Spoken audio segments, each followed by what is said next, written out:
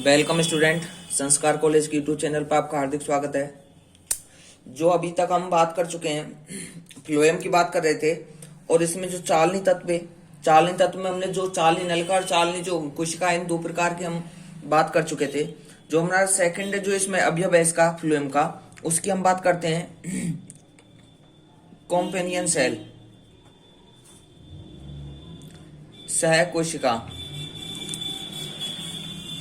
सहकोशिका की हम बात करते हैं। तो सहकोशिका में क्या है कि ये मैंने जो बात की थी कि जो ये सहकोशिका है ये चालनी नलिका के पार्श्व में स्थित होती हैं। ठीक है, तो ये कहां पे, ये चालनी नलिका के पास में स्थित होंगी और जो इनकी भित्ति है, इनकी भित्ति पर सरल प्रकार के गर्त पाए जाते हैं। इन पर गर्त किस प्रकार के होंगे?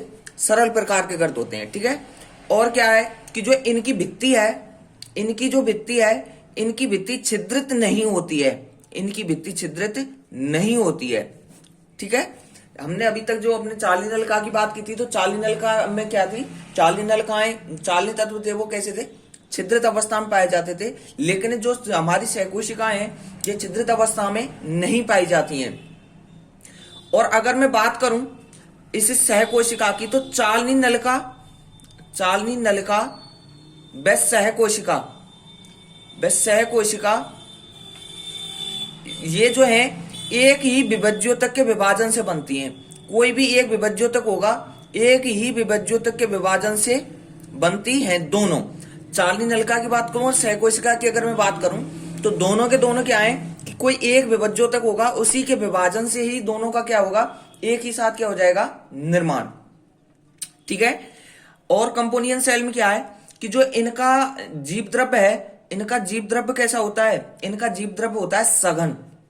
इनका जीवद्रव्य कैसा होता है? सघन जीवद्रव्य होता है।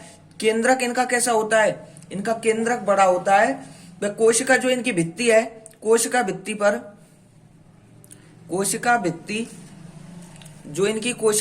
है, यह कोशिका भित्ति इनकी सेल्यूलोज की बनी होती है।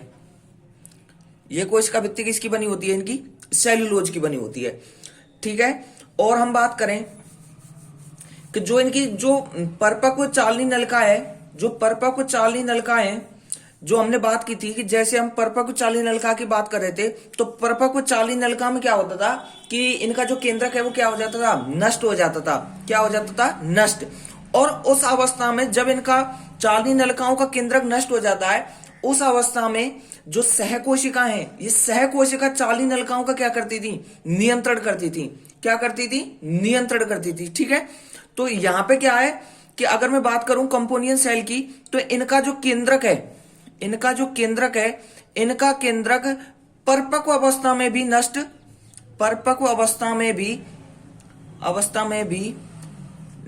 नहीं होता है। ठीक है, ध्यान देना एक बार कि क्या है कि जो ये कंपोनियन सेल है, इनका जो केंद्रक है वो परिपक्व अवस्था में भी क्या नहीं होगा? नष्ट नहीं होगा। जबकि हम चालनी नलिकाओं की बात कर रहे थे, तो चालनी नलिकाओं में क्या था कि जैसे ही इनका केंद्रक, चालनी नलिकाओं का परिपक्व अवस्था में केंद्रक नष्ट हो जाता था, तो उस जो टाइम था, उस टाइम जो ये सहकोशिकाएं ये उनका क्या करती थी? नियंत्रण रखती थी। ठीक है, और अगर इसके बाद अगर मैं बात करूं, तो जो ये चालनी नलिकाएं क्या है कि जो दोनों एक ही विभज्योतक के विभाजन से बनती हैं, तो ये क्या करती हैं कि दाब प्रवणता बनाए रखती हैं। क्या बनाए रखती हैं? दाब प्रवणता बनाए रखती हैं। तथा संवहन का क्या करती हैं? कार्य। संवहन का कार्य तो ये करती ही है, लेकिन साथ ही साथ क्या बनाए रखती हैं? कोशिका की जो दाब प्रवणता है उसको कौन बना के रखती हैं? कंपोनियन सेल्स रखती हैं। ठीक है, और अगर मैं बात करूं इनकी, तो ये क्या है कि आवृत बीजियों में क्या होंगी? उपस्थित होती हैं। ठीक है, तो आवृत बीजियों में उपस्थित है, इसका मतलब यह है कि ये टेरिडोफाइट्स व एंजियोस्पर्म में, जिम्नोस्पर्म में, टेरिडोफाइट व जिम्नोस्पर्म में क्या होंगी? ये अनुपस्थित होंगी। टेरिडोफाइट और जिम्नोस्पर्म में क्या होंगी? ये अनुपस्थित होंगी। ठीक है, आवृत बीजियों में कैसी होती है, ये उपस्थित होती है, और जो क्या है जिम्नोस्पर्म में क्या और टेरिडोफाइट्स में क्या होंगी, ये अनुपस्थित होंगी। ठीक है, और अगर मैं इन सहकोशिकाओं के कार्य की बात करूं तो ये आप जान ही चुके हैं कि एक तो इनका कार्य है भोजन का संवहन करना, भोजन का संवहन करना, लेकिन इसके साथ ही साथ ये क्या करती हैं कि जो चालनी नलिकाएं हैं, जो चालनी नलिकाओं का जो कार्य है कि चालनी नलिकाओं के कार्य का भी क्या करती हैं, ये नियंत्रण करती हैं। क्या करती हैं, नियंत्रण करती हैं। ठीक है, तो हमने सहकोशिका में अभी तक क्या बात की है कि पहली बात है कि सहकोशिकाएं पाई कहां जाएंगी, चालनी नलिका के पार्श्व में स्थित होंगी। ठीक है, इनकी भित्ति पर किस प्रकार के गर्त पाए जाएंगे, सरल गर्त पाए जाएंगे। ठीक है, इनकी जो भित्ति है वो कैसी नहीं होगी, छिद्रित नहीं होगी। सहकोशिकाओं की भित्ति कैसी नहीं होती है, छिद्रित नहीं होती है, जबकि हमने जो चालनी नलिकाओं की बात की थी उनकी भित्ति कैसी थी, छिद्रित थी। ठीक है, अगर मैं चालनी नलिकाओं व सहकोशिकाओं की बात करूं तो ये दोनों के दोनों को हमने अभी इससे पहले जब हमने बात की थी तो इन्हें अपन क्या बोल रहे थे, सिस्टर सेल्स बोल रहे थे, क्योंकि इनका जो निर्माण है वो कैसा होता है कि विभज्योतक, जो एक ही विभज्योतक, कोई भी एक विभज्योतक होगा, एक ही विभज्योतक के विभाजन से इन दोनों का क्या होगा, निर्माण होगा। इनकी अगर मैं जीव द्रव्य की बात करूं, इनका जीव द्रव्य कैसा होता है, सघन होता है, केंद्रक कैसा होता है, बड़ा, और इनकी कोशिका भित्ति किसकी बनी होती है, सेल्यूलोज की। इनका केंद्रक, चालनी नलिकाओं का केंद्रक परिपक्व अवस्था मृत हो जाता है, लेकिन इनका मृत नहीं होता है। ये दाब, प्रमर्थ तथा संवहन को क्या करती हैं, बनाए रखती हैं। आवृत बीजियों में उपस्थित होती हैं। टेरिडोफाइट जिम्नोस्पर्म में कैसी होती हैं, अनुपस्थित होती हैं। और क्या, भोजन का संवहन करना, चालनी नलिकाओं के कार्य का क्या बना करती हैं, ये नियंत्रण करती हैं। इसमें लिख लेना आप कंपोनेंट सेल्स में, ये चालनी नलिकाओं के पार्श्व में स्थित होती हैं, ये चालनी नलिकाओं के पार्श्व में स्थित होती हैं, पार्श्व में स्थित होती हैं, तथा इनकी भित्तियों पर, तथा इनकी भित्ति पर सरल प्रकार के गर्त पाए जाते हैं, तथा इनकी भित्ति पर, इनकी भित्ति पर सरल प्रकार के गर्त पाए जाते हैं, सरल प्रकार के गर्त पाए जाते हैं, सरल प्रकार के गर्त पाए जाते हैं।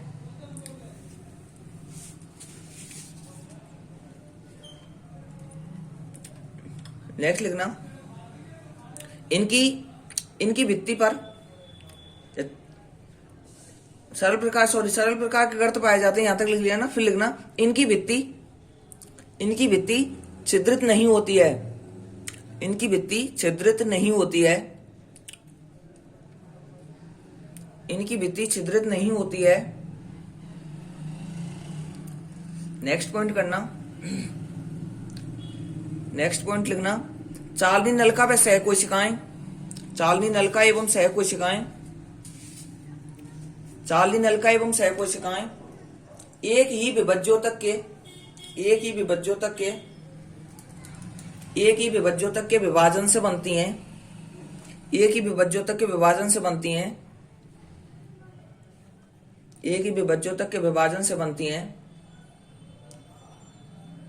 इन कोशिकाओं में, इन कोशिकाओं में, इन कोशिकाओं में सघन जीव द्रव्य, सघन जीव द्रव्य पाया जाता है,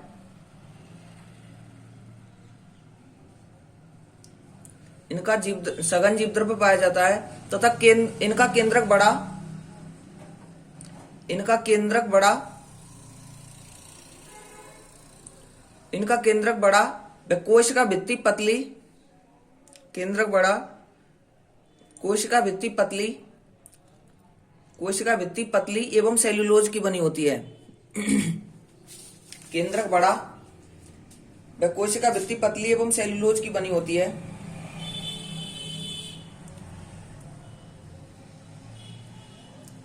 लोज की बनी होती है।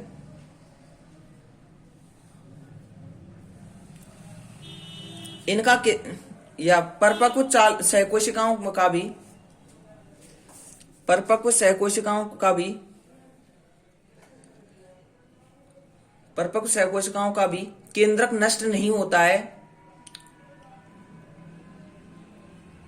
परिपक्व सहकोशिकाओं का या केंद्रक नष्ट नहीं होता है, अतः सहकोशिकाएं ही, अतः सहकोशिकाएं ही, अतः सहकोशिकाएं चालनी नलिकाओं पर नियंत्रण रखती हैं,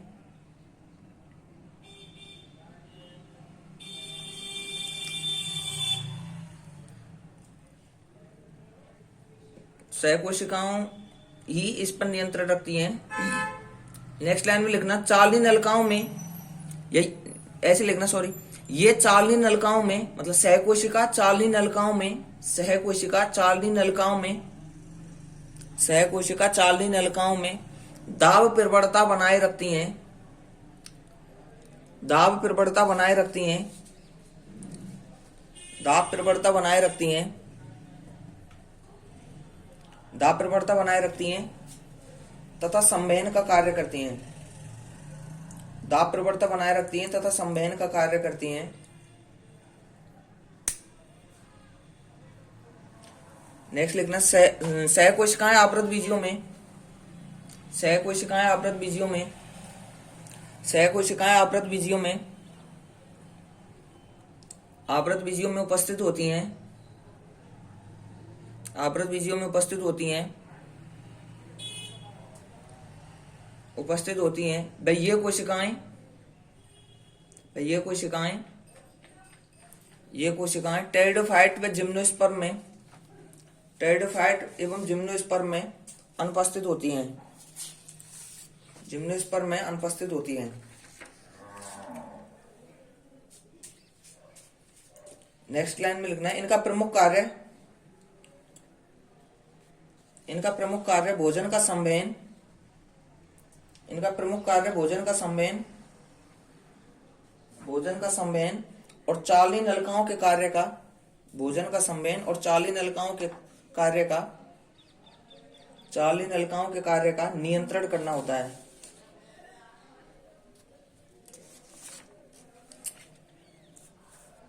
ठीक है, तो अभी तक हम बात कर चुके हैं सहकोशिकाओं की, हम बात कर चुके हैं।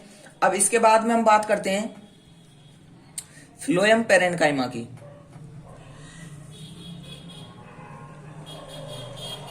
फ्लोएम पेरेन्काइमा की, अगर हम फ्लोएम पेरेन्काइमा की बात करें तो पहली बात है, अभी तक हमने जो बात की थी कि ये जो इसमें अगर हम बात करें, जितनी भी चालनी नलिका की बात करें, सहकोशिका की बात करें या फिर इसकी फ्लोएम पेरेन्काइमा की बात करें, फ्लोएम मृदुतक की बात करें, तो ये सभी कैसी संरचनाएं, ये जीवित कोशिकाएं, ये कैसी हैं, ये जीवित सेल्स।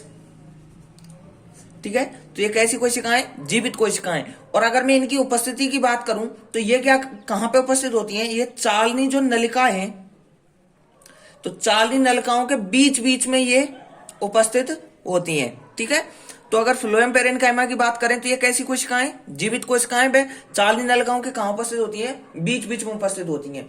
ठीक है, ये जो है ये पेरेन्काइमा कोशिकाएं जो भी, जैसे यहाँ पे पेरेन्काइमा है, तो ये मृदुतक की भांति क्या करती हैं, मृदुतक सेल्स की भांति कार्य करती हैं, मृदुतक कोशिकाओं की तरह क्या करती हैं, कार्य करती हैं। इनका जो कार्य है, इनका कार्य भी क्या है, इनका कार्य है भोजन को एकत्रित करना।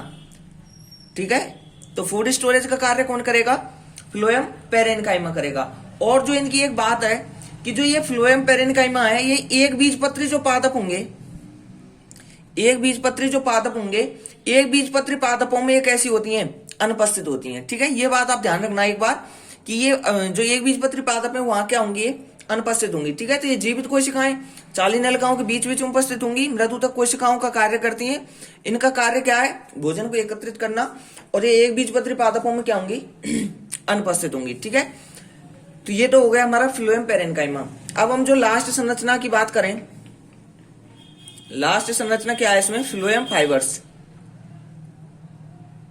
ठीक है, अगर हम फ्लोएम फाइबर्स की बात करें तो पहली बात तो क्या है कि ये कैसी संरचनाएं, ये संरचनाएं ये कैसे, एक इसका फ्लोएम का कैसा अवयव है, मृत। ठीक है, क्योंकि ये मृत अवस्था में होते हैं। तो और ये क्या है कि ये जो कोशिकाएं ये होती हैं लंबी, और दोनों सिरे इनके कैसे होते हैं, दोनों सिरे नुकीले होते हैं, इनके दोनों सिरे कैसे होते हैं, नुकीले। क्योंकि हम बात कर चुके हैं इसकी स्क्लेरेन्काइमा दृढ़ोतक में, जब हमने बात की थी तो वहां जाइलम फाइबर्स की भी बात की थी और फ्लोएम फाइबर्स की भी वहीं पे हम बात कर चुके हैं। ठीक है, तो अगर हम बात करें तो फिर ये क्या है, तो ये किसकी बनी होती है, ये दृढ़ ऊतक की बनी होती है। किसकी बनी होंगी, ये दृढ़ ऊतक की बनी होती है।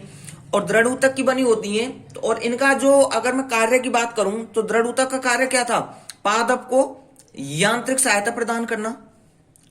यांत्रिक सहारा प्रदान करने का काम कौन करेगा, फ्लोएम फाइबर्स करेगा। ठीक है, अब ये मृत अवस्था में क्यों होती है कि मृत अवस्था में होती है क्योंकि इस पर किसका जमाव होता है, लिग्निन का जमाव होता है।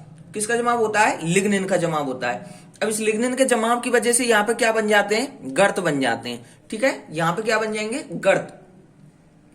और अगर मैं इनकी बात करूं कि इनका जो कार्य क्या है या फिर ये किस काम में आते हैं, तो ये कैसे होते हैं, कठोर होते हैं। और फाइबर्स का हमने वहां पे भी कार्य बताया था। तो ये क्या है, कठोर होने के कारण जो भी रस्सी वगैरह जो बनती है, रस्सी आदि बनाने में किसका उपयोग किया जाएगा, फ्लोएम फाइबर्स का उपयोग किया जाएगा। ठीक है, तो यहां तक अपन बात कर चुके हैं फ्लोएम की। तो आप एक बार इन्हें और लिख लेना। तो पहली हेडिंग करना phloem parenchyma, phloem parenchyma heading कर लेना। और इसमें लिखना ये जीवित कोशिकाएं, ये जीवित कोशिकाएं, ये जीवित कोशिकाएं,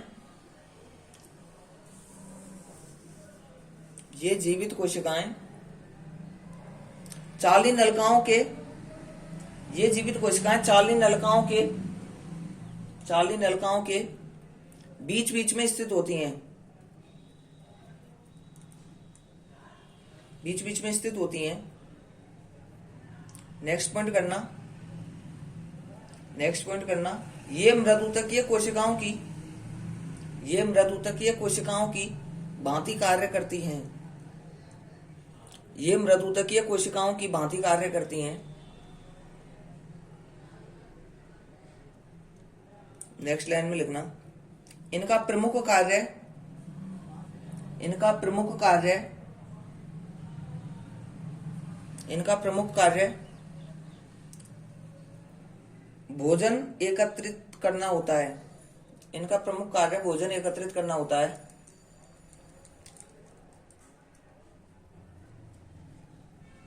नेक्स्ट पॉइंट लिखना फ्लोएम पेरेन्काइमा, नेक्स्ट पॉइंट लिखना फ्लोएम पेरेन्काइमा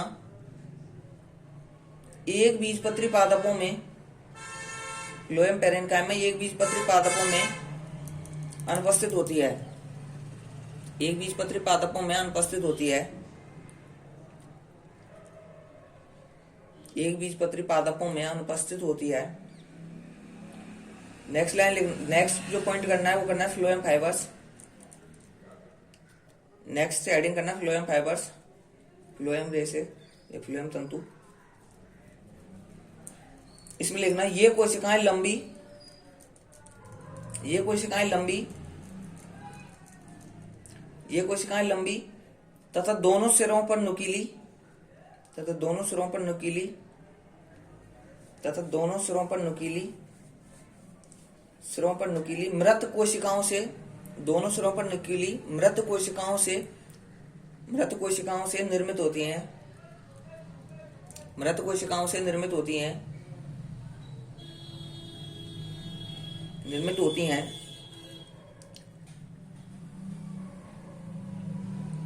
निर्मित होती हैं। फिर एडिंग नेक्स्ट पॉइंट लिख लेना ये दृढ़ ऊतक की बनी होती हैं, ये दृढ़ ऊतक की बनी होती हैं, ये दृढ़ ऊतक की बनी होती हैं।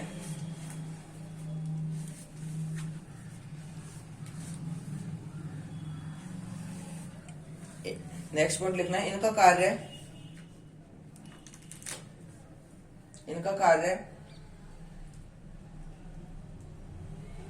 इनका कार्य पौधे को यांत्रिक सहारा या यांत्रिक शक्ति प्रदान करना है, इनका कार्य पौधे को यांत्रिक शक्ति प्रदान करना है।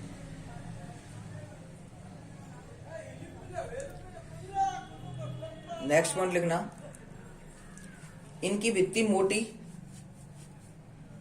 इनकी भित्ति मोटी, इनकी भित्ति मोटी एवं लिग्निन युक्त होती है, इनकी भित्ति मोटी एवं लिग्निन युक्त होती है, लिग्निन युक्त होती है, लिग्निन युक्त होती है, जिन पर अनेक प्रकार के, जिन पर अनेक प्रकार के गर्त पाए जाते हैं, अनेक प्रकार के गर्त पाए जाते हैं। नेक्स्ट पॉइंट लिखना कठोर होने के कारण,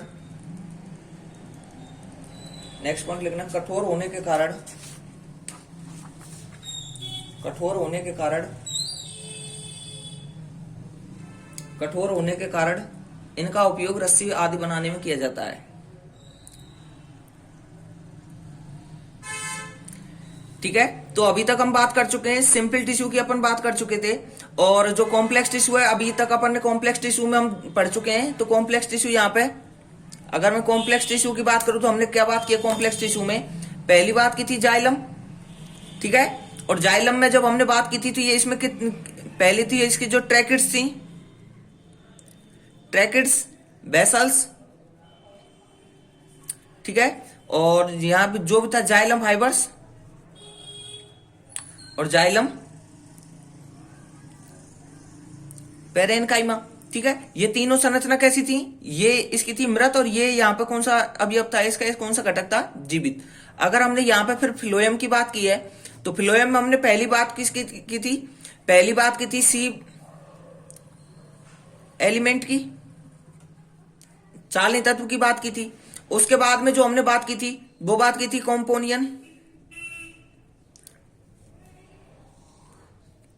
कॉम्पोनियन सेल्स की अपने बात की थी। और इसके बाद में जो हमने बात की थी वो की थी फ्लोएम पेरेन्काइमा, और जो लास्ट बात की है वो की है हमने फ्लोएम फाइबर्स की, ठीक है। तो यहां पर अगर मैं बात करूं तो यहां पे ये तीनों कैसे घटक हैं? ये जीवित घटक है, और यहाँ पे एकमात्र कौन सा घटक जो इसका मृत घटक है वो कौन है? फ्लोएम फाइबर्स, ठीक है। तो आप एक बात ध्यान रखना कि जाइलम के तीन जो चार अवयव दोनों चार चार अवयव से मिलकर बने हैं।